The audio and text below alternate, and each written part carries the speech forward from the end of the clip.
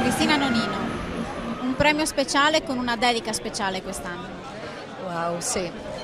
Oggi celebriamo un grande amore che non è passato perché è ancora vivissimo, quello per Ermanno Olmi, che è stato tra l'altro presente nel premio e parte della famiglia Nonino fin dalle origini del premio Nonino, e il grande Vidia Naipol. Quindi una grandissima emozione che ci toccherà il cuore sicuramente, ma noi vogliamo pensare che loro siano proprio con noi oggi a celebrare questa atmosfera che è speciale perché è un'atmosfera di grande condivisione, di grande senso proprio di appartenenza, di un mondo condiviso di valori, che sono quelli che potranno sul futuro permetterci di pensare a un mondo migliore. Devo dire che tra i premiati abbiamo il grandissimo premio Pulitzer, Anne Applebaum, una donna pazzesca che giovanissima ha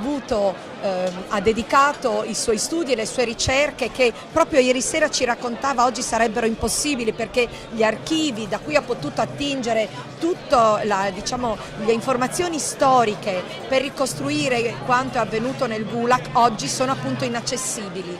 Una donna che crede profondamente nella libertà, nella rivendicare il rifiuto di qualunque estremismo, di qualunque dittatura, per far celebrare appunto la libertà del singolo individuo e della collettività. E poi il grande Prince. Io adoro Prince perché mi ha fatto veramente scoprire o guardare le mie radici in un modo diverso. Io da buona friulana ho delle radici profondissime, un grande senso appunto di identità che è dettato proprio dall'essere nata in Friuli. Ebbene, leggendo Solo gli alberi hanno radici, mi ha fatto capire che questa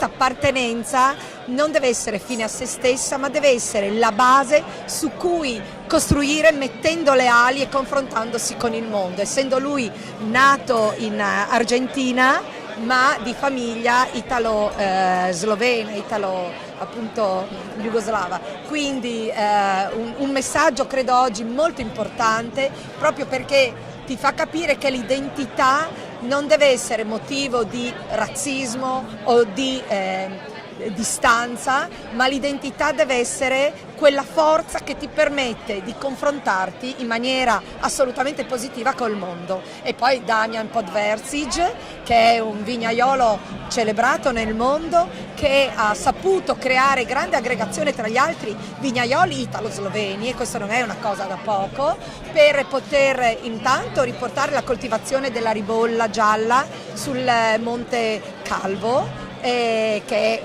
un'area il cui terroir è fortemente evocato per la viticoltura ma che era stato abbandonato, e poi appunto sta creando questo gruppo di lavoro italo-sloveno per portare avanti una richiesta anche di riconoscimento di patrimonio dell'UNESCO di tutta l'area del Coglio e Colli orientali, quindi trovo e i Colli sloveni, e questa è una cosa bellissima. Credo che questo possa unire più di qualunque attività politica.